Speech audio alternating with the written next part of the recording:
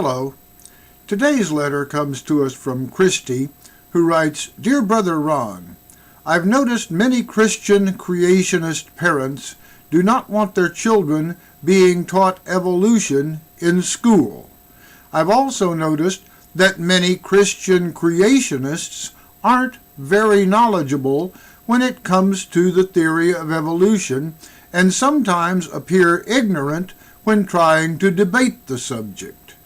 What I don't understand is why is it that many Christians do not want their children to be knowledgeable about something simply because they don't agree with or believe in it? Wouldn't it be best for them to understand the subject even if they don't believe in it or agree with it?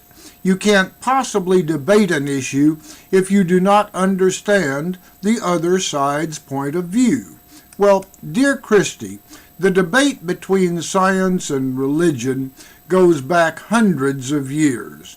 People like Galileo and Da Vinci had to write their scientific theories in code because they didn't want to be the guest of honor at a heretic burning.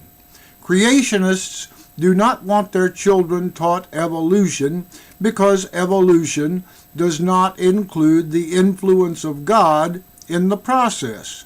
Now, there's a very good reason for that. Science deals only with phenomena which can be observed and measured by human senses or scientific instruments. According to science, if we can't see it, hear it, feel it, taste it, or smell it, it doesn't exist. Since God exists in a reality beyond the limits of our physical senses and scientific instruments, a scientist cannot include him in an explanation of the physical world without violating the rules of the scientific method.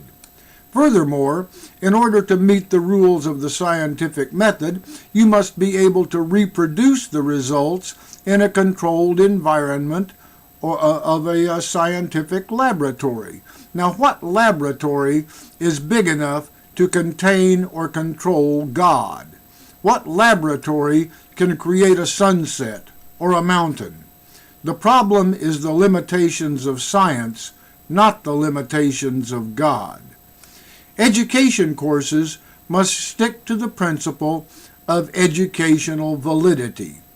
This means that the course must teach what it claims to teach.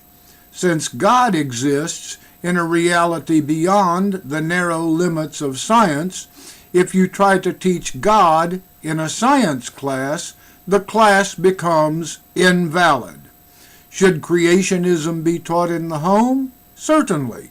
Should it be taught in the churches? Absolutely. Should it be taught in the science classroom? Absolutely not. Science tells us how things happen. Theology tells us why things happen. They are two different animals entirely. Could God have formed a complete and populated universe with a thought? Certainly.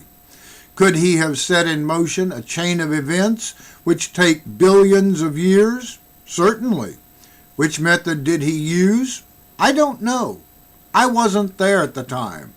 Neither were you or anybody else. Now, can we stop trying to sneak God into the back door of the classroom and get on with our lives? Certainly it is interesting to speculate on how we got here, but it is more important to concentrate on where we go from here. However we got here, we're here. Now what?